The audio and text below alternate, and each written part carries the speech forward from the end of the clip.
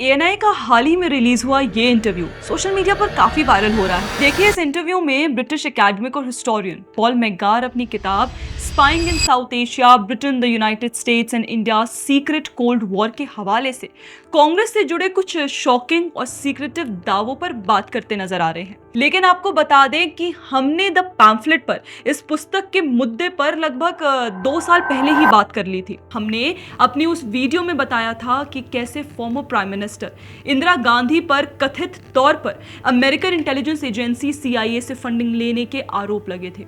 साथ ही ये भी बताया था कि CIA को नेहरू सेक्रेटेरिएट से गुजरने वाले कई कॉन्फिडेंशियल डॉक्यूमेंट्स तक का एक्सेस था। लेकिन दोस्तों, जब हमने 2 साल पहले ये वीडियो पब्लिश की थी, तब मेन स्ट्रीम मीडिया ने इस मुद्दे को लगभग नजरअंदाज कर दिया था। हमारे अलावा सिर्फ 1-2 मीडिया हाउसेस ने ही इस पर बात की होगी। इस बात को बेसिकली देखिए, याद दिलाने का मकसद सिर्फ इतना है कि कांग्रेस ने सोशल मीडिया और मीडिया इकोसिस्टम में एक ऐसा नैरेटिव खड़ा किया है कि उनके शासनकाल से जुड़े विवादित या काले पन्ने कम से कम हाईलाइट हो। आज जब ANI जैसे एस्टैब्लिश्ड न्यूज प्लेटफॉर्म ने इसी मुद्दे को उठाया है, तो कांग्रेस और CIA के कथित कनेक्शन की चर्चा एक बार फिर शुरू हो गई है। लेकिन जब द पैम्फलेट ने यही बातें 2 साल पहले उठाई थी, तब इस मुद्दे को ज्यादा हवा नहीं मिलने दी गई। अगर दोस्तों आप इस पूरे मामले को डिटेल में समझना चाहते हैं, तो हमारी ये पुरानी वीडियो एक बार जरूर देखिए।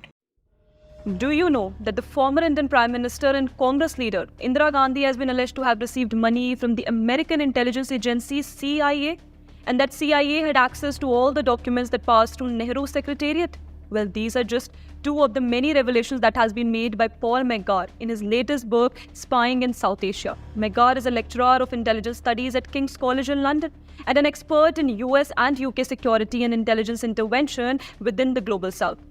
Starting off with CIA and the foreign intelligence agency's interference in India during the tenure of Jawaharlal Nehru as Prime Minister.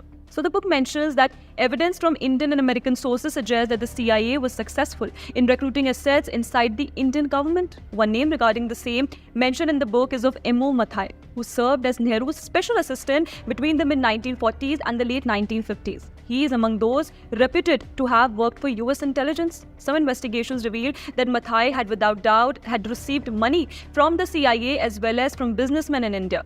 Also, would you believe if I say that CIA likely had access to every document that was passing through Nehru's secretariat? Well, yes, you've heard me right. The book mentions that from 1946 to 1959, the CIA had access to every paper passing through Nehru's secretariat. In fact, one American diplomat who served in India in the early 1960s recalled how the CIA station in New Delhi openly boasted that it could obtain a copy of any document produced by the Indian government. Interestingly, that diplomat even tested it from the CIA by asking him for a document, and there he had one copy from Nehru's office. There is another instance mentioned in the book of July 1961, when Nehru took a short break to Kashmir and chanced upon to read an article published in The Nation. The Nation is actually an American political magazine that had a long essay on the CIA written by journalist and agency critic Fred Cook. The article basically talked about how CIA had time and again meddled actively in the internal affairs of foreign governments.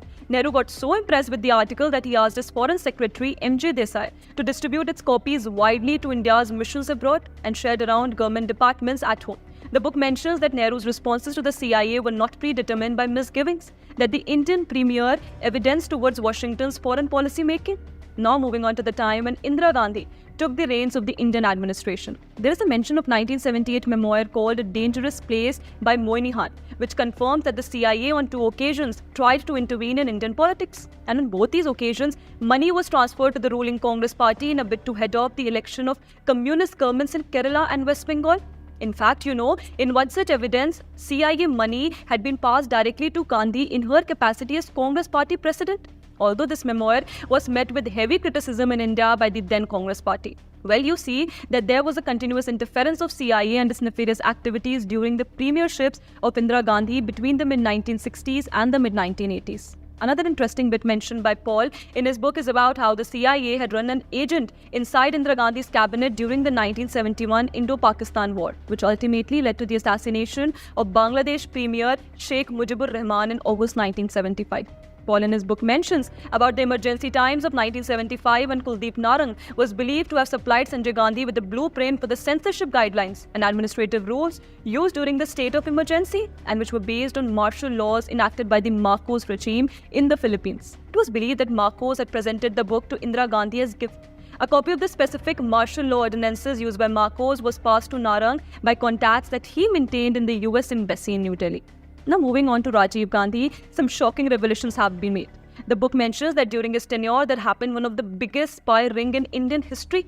Senior officials in the personal secretariats of Gandhi and the President of India, as well as bureaucrats from the Ministries of Defence, Commerce and the Planning Commission, were found to have passed classified information to a group of Indian businessmen over a number of years. Secret documents were smuggled out of government premises and photocopied in a local Xerox shop. Then again in 1986, reports emerged in the press that Ram Swaroop, the Indian representative of a quasi-official Taiwan trade promotion body, had assisted government bureaucrats in passing secret documents to officials in the US Embassy. The book mentions that the government papers lodged in an Indian court alleged that West German and Taiwanese diplomats collaborated with Swaroop in an American-led operation to cultivate members of the Indian parliament as sources of information. Swaroop was also believed to have played an important intermediary role in introducing Western contacts to Indian MPs and bureaucrats in passing information to his handlers on official Indian thinking in relation to foreign and domestic policy. A 1989 report by the Hindustan Times even mentions how a $1 million grant had been funneled by the CIA to the then Prime Minister Rajiv Gandhi's political rival Vishwanath Pratap Singh. Well, if we talk in present context, you have seen how CIA has been active in peddling anti-India narrative by planting and funding media influencers, politicians, and actively leading a regime change operation.